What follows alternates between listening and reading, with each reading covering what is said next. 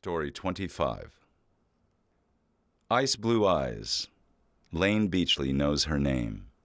Surfer Magazine, USA, 2000. Lane Beachley's courage has never been questioned, but to me, in this fragile moment, I saw a courage in her that went far, far deeper than any of her athletic feats. M.G. Lane Beachley and I once held hands on the far side of the world.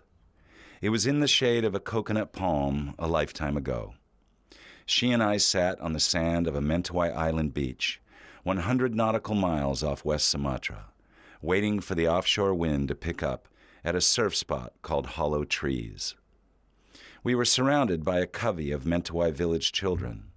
The kids would mimic our every move, hourglassing handfuls of sand, hugging their knees and burying their feet, and toying with the small hermit crabs that peppered the beach.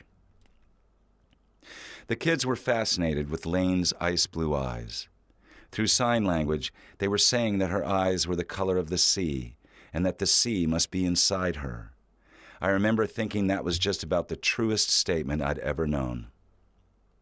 The soft land breeze was made for conversation, and Lane was trying to share something with me. I'd never seen her so uneasy. It was about her mother, her biological mother, the woman whom she'd seen for the first time in her life just 2 months earlier. After years of searching, she'd finally met up with her mother at San Francisco International between flights. There, they'd spent the only 2 hours they would ever spend together. In that 2 hours, Lane's mother tried to explain a few things. Lane learned that her mother was a teenage gang rape victim who had become pregnant with Lane as a result of the attack. And being a single mother in Australia in 1972 wasn't fashionable, Lane said. Fortunately for me, neither was abortion. Left behind in a Sydney hospital, born 6 weeks premature, Lane survived, alone.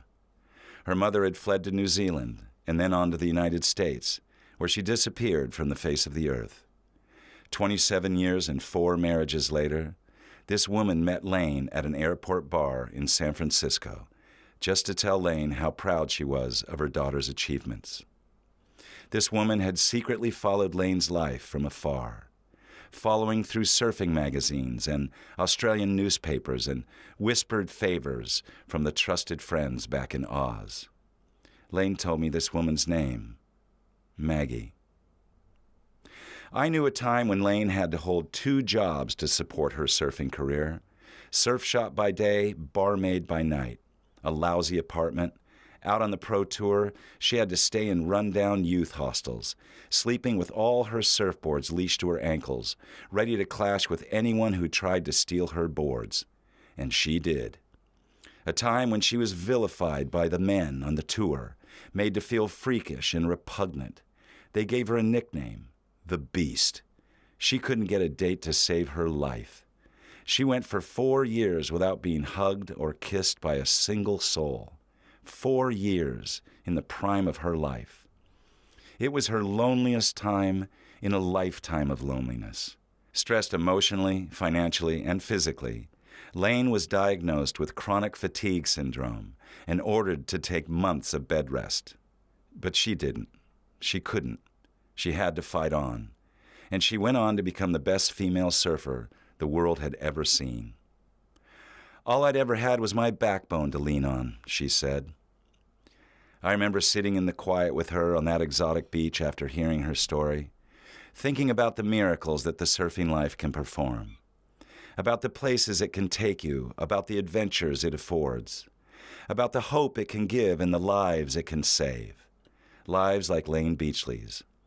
That was Lane to me at that moment, only her backbone to lean on, imposing her will on the world against long odds. As we sat there, she was 28 years old and on her way to her 4th world title. The woman sitting next to me on that beach seemed to bring with her wherever she went all the history and hopes of every powerful woman who has ever existed. Plenty achieved trophies, but only a few achieved royalty. A queen to Kelly Slater's king, and all Aussie pride. Despite the challenges of life, Lane was the irrepressible spearhead of surfing's suffragette movement long before it was cool. The very movement that would eventually alter the entire surfing industry and alter the way every one of us would look at women in the lineup.